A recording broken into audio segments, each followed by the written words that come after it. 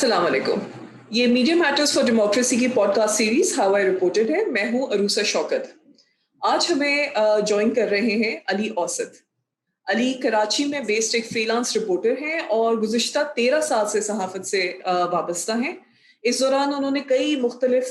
इदारों में काम किया है, जिनमें दी एक्सप्रेस ट्रिब्यून, नेशन और पीटीआई शामिल हैं। इसके अलावा अली GTV पे पॉलिटिकल एनालिस्ट के तौर पे भी काम कर चुके हैं। अली ने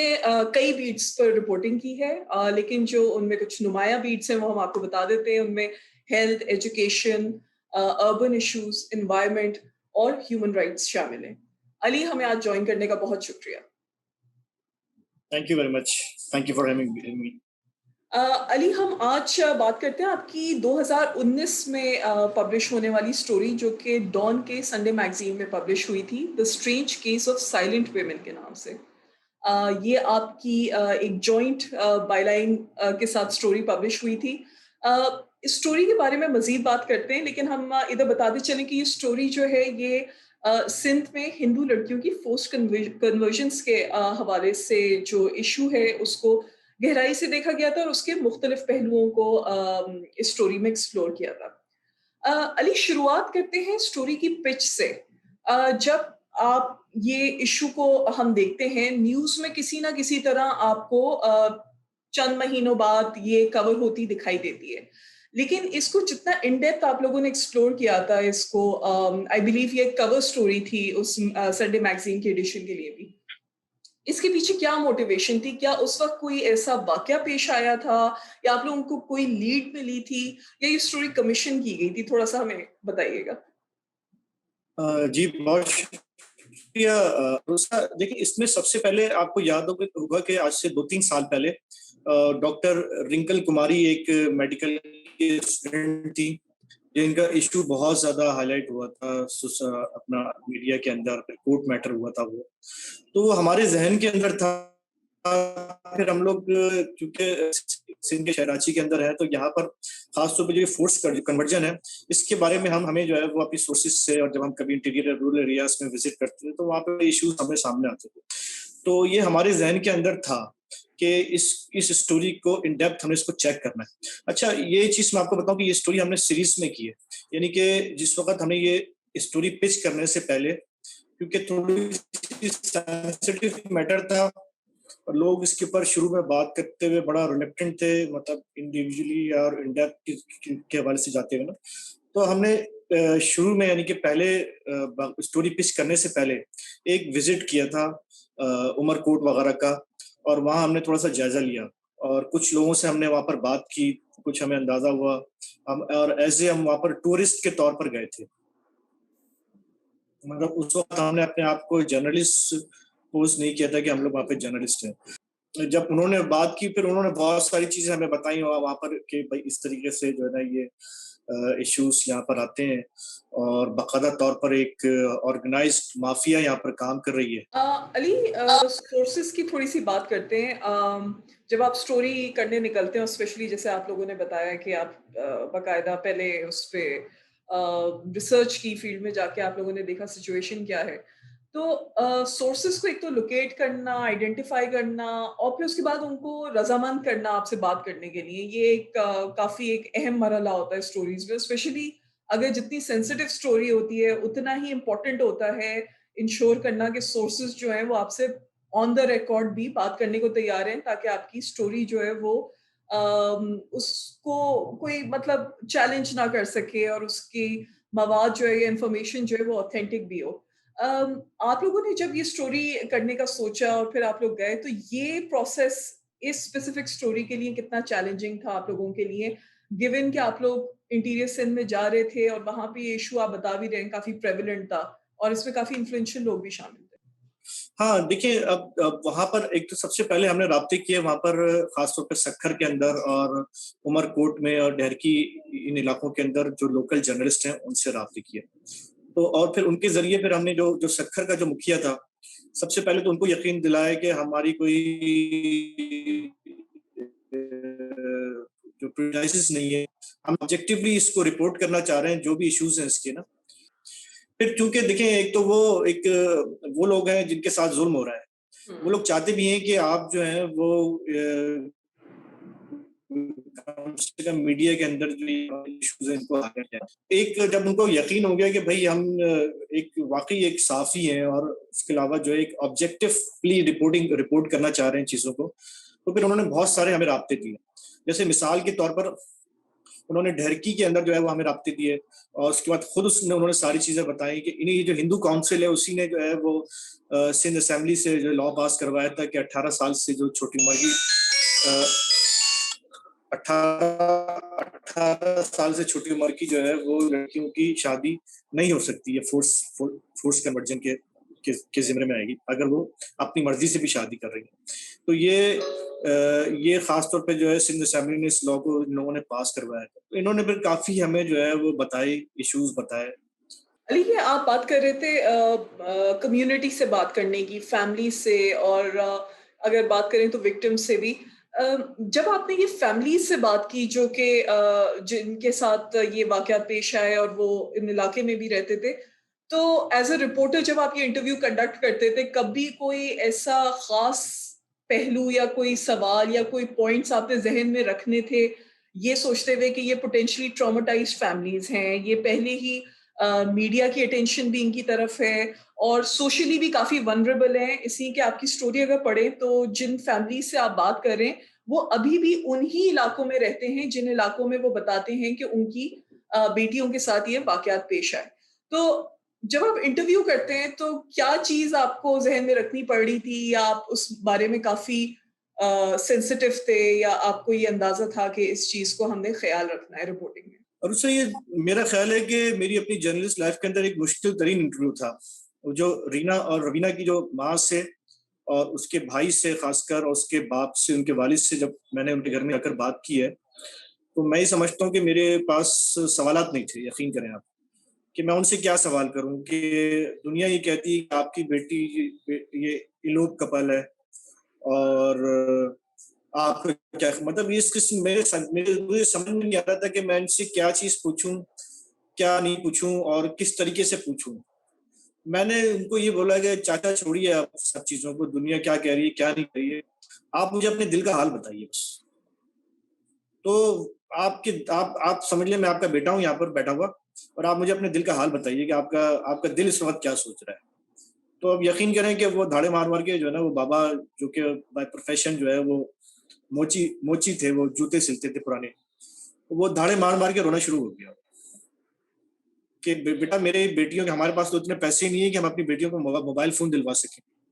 ان کے پاس کس طریقے سے جو ہے وہ نہ ان کے پاس کوئی ایسی راستہ ہے, نہ ان کا کوئی ایسی جگہ ہے جس کے ذریعے نہ کبھی وہ گھر سے باہر نکلی ہیں. ہمارے پاس اتنے پیسے نہیں ہیں کہ ہم ان کو اسکول میں داخل کروا سکیں, حالانکہ 3 گھر چھوڑ کے اسکول ہے اور سرکاری اسکول تھا, لیکن وہاں پہ ایک ہندو کمیونٹی کے اندر خاص کر جو چھوٹی ذات کے جو ہندو ہوتے ہیں ان کے اندر ایک خوف بڑا بیٹھا ہوا ہے, تو وہ اپنی بیٹی کو اسکول میں بھیجیں. کہ ہم اس چکر کے اندر کہ یہاں پر پیدر پہ ایسے واقعات ہو رہے ہیں, اس کی وجہ سے ہم اپنی بیٹیوں کو اسکول میں, کوئی ایسی جگہ ہی نہیں ہے جس کی جو یہاں پر یہ جو دنیا الزام لگا رہی ہے ہم پر کہ ہماری بیٹیوں نے فری ویل اپنی مرضی سے شادی کی ہے, اس کا کوئی وجہ آپ مجھے یہاں پر بتا دیں. اور وہ واقعی ایسی گھر بالکل انتہائی کچا, جس کے اندر 2 کمرے جو ہے وہ بنے ہوئے ہیں, مٹی کا چولہا ہے اس کے اندر, نہ ٹی وی ہے ان کے پاس, نہ ان کے پاس موبائل فونز ہیں, پہننے کو چپلیں ان کے لیے لگژریز ہوتی ہیں, مطلب وہ کلاس ہے. یہ بانڈڈ لیبر, ان کے بہت ساری فیملیز بانڈڈ لیبر ہوتی ہیں, یہ کھیتوں میں کام کرتی ہیں, وڈیروں کی اور جاگیرداروں کی, یہ بیسیکلی غلام ہوتے ہیں یہ لوگ. ان لڑکیوں کے اندر وہ ان کے بارے میں یہ الزام لگایا جاتا ہے کہ یہ لڑکیاں جو ہیں وہ گھر سے بھاگی ہیں, اور انہوں نے جو ہے وہ کسی انفلوئنشل جو لیڈر ہے اس کے گھر میں جا کے پناہ لی ہے, اور ان کا ہے کہ ہم جو ہے وہ اپنا مذہب تبدیل کر کے جو ہے وہ شادی کرنا چاہتے ہیں ان لوگوں سے, ان لڑکوں کے ساتھ. تو وہ جو لڑکے ہیں جن کے ساتھ جن لڑکیوں کا الزام لگایا جاتا ہے کہ انہوں نے وہ بھاگ کی شادی کی ہے, وہ لڑکے اپنے علاقے کے کرمنلز کہلاتے ہیں, وہ کرمنلز ہیں وہ بیسیکلی, ان کا ریکارڈ کوئی اچھا نہیں ہے. تو اب یہ ساری چیزیں جب سامنے آتی ہیں تو پھر ظاہر سی بات ہے کہ ایک کوئی بھی آدمی ہے وہ اس کو پتہ چل سکتا ہے کہ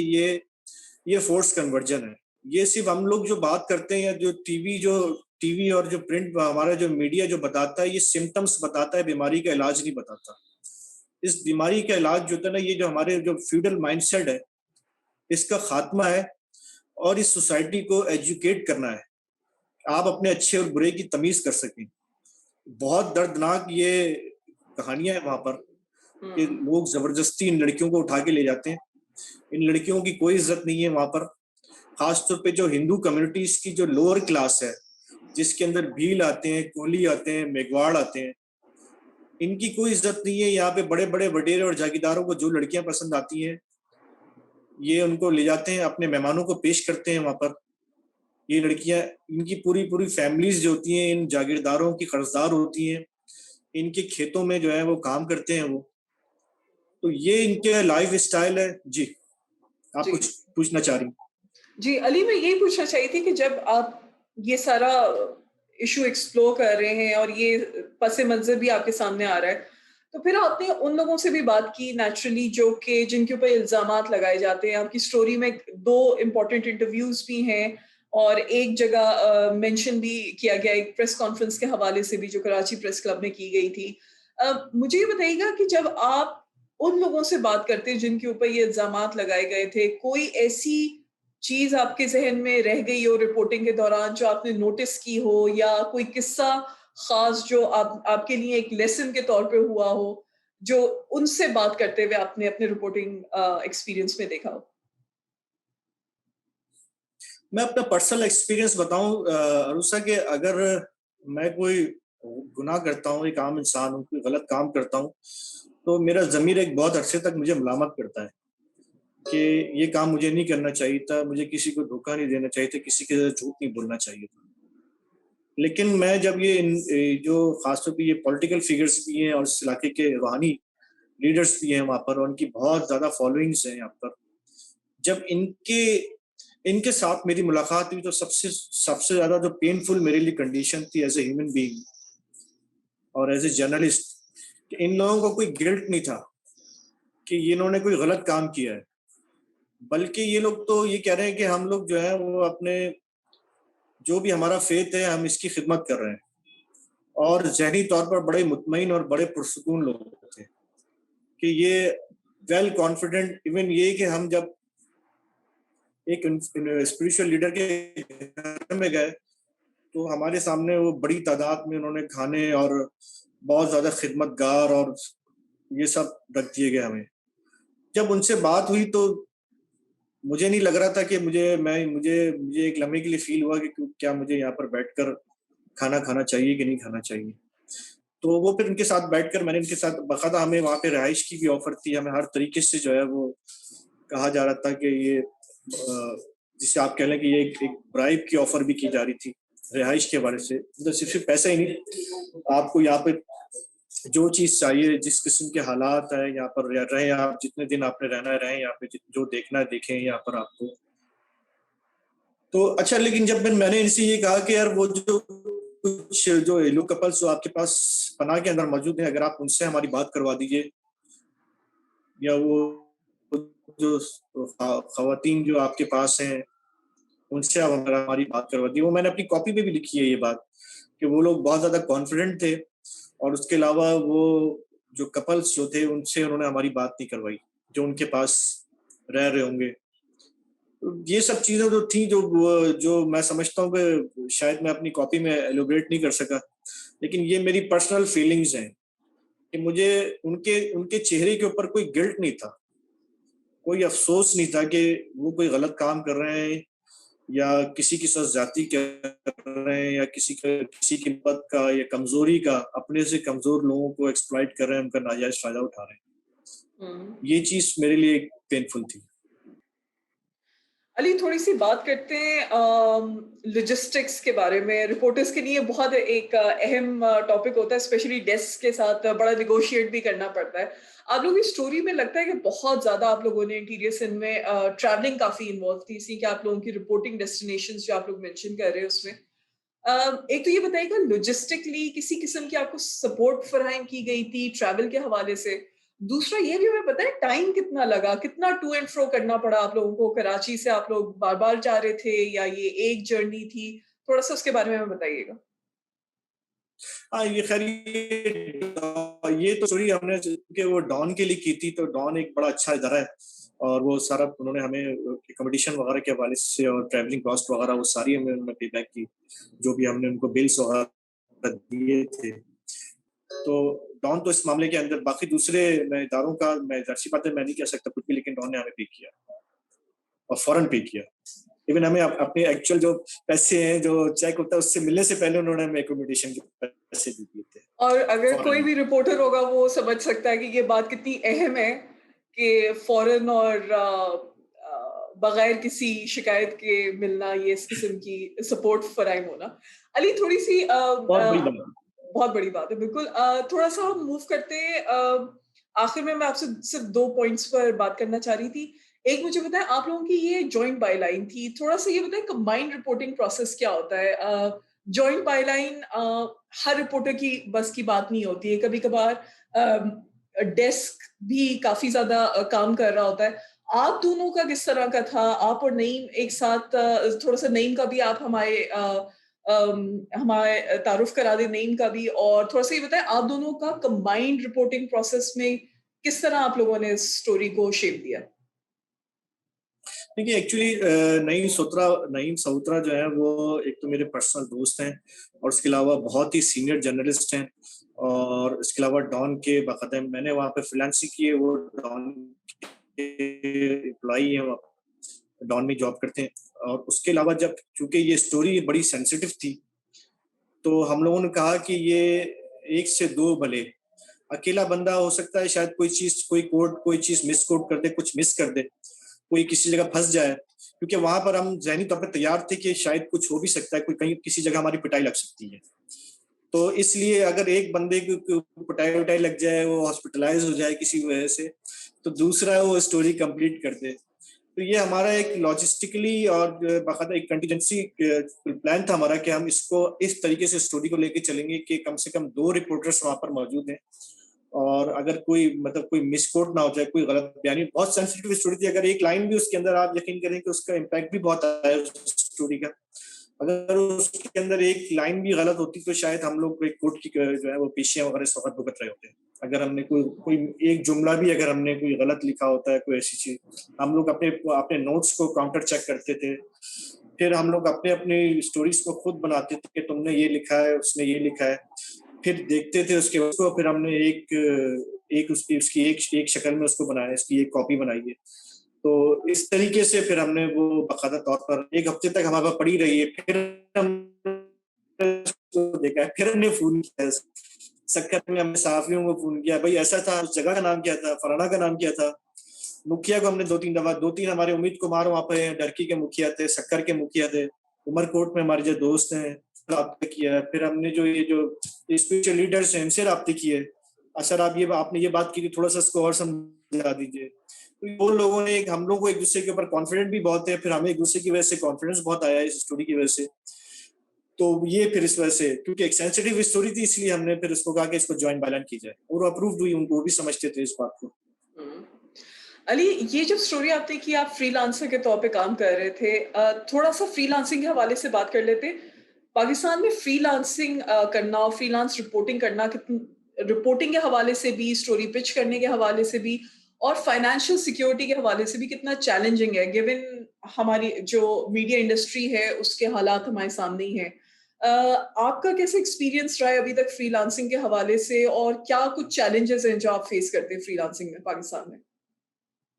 بہت امپورٹنٹ بات ہے مروسا کہ اس وقت پچھلے 2-3 سالوں کے اندر جو میڈیا کے اندر کے حالات جو ہمیں نظر آ رہے ہیں، خود صرف کراچی کے اندر 2200 کے قریب جو ہے مختلف photo journalist, video journalist, print media کے اور الیکٹرانک میڈیا کے صحافی بےروزگار ہیں. اور لیکن میں یہ سمجھتا ہوں کہ ٹھیک ہے اس وقت جو بھی میڈیا کے رائزز ہیں، لیکن اس کے اندر ایک چیز اور بھی ہے کہ آپ کو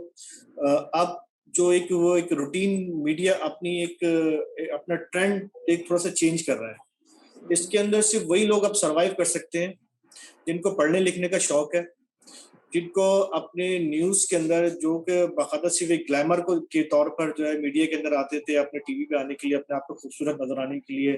یا ایک ہیرو بننے کے چکر کے اندر جو یہاں پر آتے تھے، اب ان کی جگہ نہیں ہے یہاں پر. یہاں پہ صرف وہ لوگ سروائیو کر سکتے ہیں جو کہ کریٹو کام کرنا چاہتے ہیں، جو پڑھنا لکھنا جانتے ہیں, جو واقعی جرنلزم کو سمجھتے ہیں. اور اس کے علاوہ اس لیے میں آپ کو بتاؤں کہ, اور ظاہر سی بات ہے ایک محنت طلب کام ہے, لیکن اگر آپ نے سیریسلی اس کو کنسیڈر کیا کہ یار مجھے جو ہے باقاعدہ طور پہ ایک سیریس جرنلزم کرنی ہے, کریٹو کام کرنا ہے جو کہ مشکل ہے, تو آپ کے لیے کے پاس راستے بہت ہیں. ابھی یہ پینڈیمک آیا تھا, پینڈیمک کے اندر بہت ساری چیزیں بند ہو گئی تھی, لیکن اس کے باوجود بھی بہت سارے لوگوں نے, مجھ جیسے صحافی نے جس کو لاسٹ میں نیشن میں تھا, مجھے نیشن سے لے آف کیا گیا تھا, تو اس کے بعد سے پھر میں مسلسل جو ہے وہ فری لانسنگ کر رہا ہوں. تو اسی بنیاد کے اوپر کر رہا ہوں. کچھ میں نے انٹرنیشنل آرگنائزیشنس کو بھی اپنی سٹوریز پیچ کی ہیں. کچھ لوگ ہیں جو مسلسل مجھے ابھی بیچ میں پچھلے 3-4 مہینوں سے اس وقت میرے پاس اتنا بڑھن ہے کہ ایک انٹرنیشنل آرگنائزیشن ہے, وہ مجھے ہر ہفتے مجھے میسج کال کرتے ہیں کہ ہمیں کوئی اسٹوری آئیڈیا پچ کرتا ہوں, اور میرے پاس اتنا وقت نہیں ہے کہ میں ان کو اسٹوری آئیڈیا پچ کر سکوں, ان کے لیے اسٹوری کے لیے کام کر سکوں. وقت یعنی اتنی اس وقت جو ہے فری لانسنگ اتنی زیادہ, اس کو اگر آپ چاہیں تو اس کے اندر اپرچونیٹیز موجود ہیں. لیکن یہ ہوتا ہے کہ یہ وہ رپورٹنگ, یہ وہ جرنلزم نہیں ہے جسے ہم لوگ جانتے ہیں, جسے ہماری میڈیا انڈسٹری جانتی ہے. سیدھی آپ نے صرف کاپی نہیں لکھ دینی ہے کہ جو ہیپننگس ہے وہ آپ نے لکھ دی. آپ نے اپنی کاپی کو تجزیاتی طور پر ان کو پیش کرنا ہے, اپنا تجزیہ دینا اس کے اندر, اور وہ جب تک آپ پڑھتے نہیں ہیں, جب تک آپ کی انڈرسٹینڈنگ اس ایشو کے پر نہیں ہوتی ہے, آپ نے آپ اس کی پوری اسٹڈی نہیں کی ہوتی, اس وقت تک آپ اپنا وہ ایک انالیٹیکل کاپی جو ہے وہ آپ نہیں دے سکتے وہاں پر. یہ میں نے پچھلے 1-1.5 سال کے اندر فری لانسنگ کے اندر سیکھا ہے کہ اپرچونیٹیز کسی صورت میں کم نہیں ہوئی ہے, لیکن وہ لوگ جو کہ صرف جرنلسٹ کے طور پر نہیں, وہ ایک گلیمر کے طور پر میڈیا کے اندر آئے تھے اور انہوں نے جو ہے وہ ایز اے جاب کے طور پہ اس کو لیا تھا, ان کے لیے واقعی یہاں پر کوئی جگہ نہیں بچی. آپ کو کریٹو کام کرنا ہے, ان ڈیپتھ کام کرنا ہے, بہت مواقع ہیں, ساتھ میں پڑھائی کرنی ہے. خاص طور پہ مجھ جیسے ینگسٹرز جو ہے نا وہ پڑھتے لکھتے نہیں ہے, سیدھی سی بات ہے. ہمیں بھی جب سر پہ پڑھی ہے تو ہم نے پڑھنا لکھنا تھوڑا بہت شروع کیا ہے, شروع کر دیا ہے, اور جب پڑھنا لکھنا جیسی اندازہ ہوا کہ ہم کتنے کم علم میں. علی مجھے خوشی ہوئی آپ نے اپنے آپ کو ینگسٹر کہا ہے ابھی, لیکن اچھا علی, آخر میں آپ سے بس ایک سوال ہے. وہ سوال کیا ہے, ریکویسٹ ہے کہ فری لانس رپورٹرز جو فری لانسنگ کو آپٹ کرنا چاہ رہے, دیکھنا چاہ رہے, ان کے لیے کوئی آخر میں 2-3 پوائنٹس یا things to remember, things to keep in mind آپ شیئر کرنا چاہیں گے, جب ایکسپیرینس ہے. ہاں, میرا خیال میں کہ پچ آپ کے لیے بڑی امپورٹنٹ ہوتی ہے کہ آپ نے کس طریقے سے, کس ادارے کو کس طریقے سے آپ نے کیا پچ کرنی ہے. اور خاص طور پہ جیسے میں آپ کو بتاؤں کہ آپ کو ایشوز کا, انٹرنیشنل ایشوز کو, انٹرنیشنل میڈیا پہ خاص نظر رکھیں. آپ BBC, CNN اور ان اداروں کی جو اسٹوریز ہیں ان کو پابندی سے دیکھیں, تو آپ کو پتہ چلے گا کہ اس وقت پوری دنیا, جیسے پینڈیمک سے پہلے جو سب سے بڑا ایشو تھا اس وقت, جس کے اوپر آپ کی فورن اسٹوری اپروڈ ہوتی تھی, وہ تھی کلائمیٹ چینج کے حوالے سے ہو گئے, ہیومن رائٹس کے حوالے سے ہو گئے. یہ اسٹوریز ایسی ہوتی ہیں جو آپ کو فوری طور پر انٹرنیشنل میڈیا اور لوگ آپ کو اس اسٹوری پہ اپروو کرتا ہے. اور لیکن آئیڈیاز آپ کے پاس تھوڑے سے یونیک ہونے چاہیے. تو آپ دیکھیں, آپ کوئی بھی آپ کے پاس اسٹوری ہے, آپ کے پاس جو بظاہر سب کو نظر آ رہی ہے, لیکن اس میں سے آپ اینگلنگ کیا کر رہے ہیں, اس اسٹوری میں سے آئیڈیا کیا نکال رہے ہیں, یہ میٹر کرتا ہے سب سے زیادہ. اس کے علاوہ مطلب اس اسٹوری کی آپ اینگلنگ کس طریقے سے, اس کے آپ کے ذہن کیا, آپ کا پرسیپشن آف ایونٹ کیا ہے, یہ چیز جو ہے وہ میٹر کرتی ہے بیسکلی. چلیں علی, بہت شکریہ, آپ نے نہ صرف اسٹوری کے بارے میں بات کی, فری لانسنگ اور دیگر رپورٹنگ کے پروسیس کے حوالے سے بھی کافی بات چیت ہوئی آپ سے. Thank you so much time نکالنے کے لیے. باقی آپ سب سے اگلی ایپیسوڈ پر ملاقات ہوتی ہے. خدا حافظ.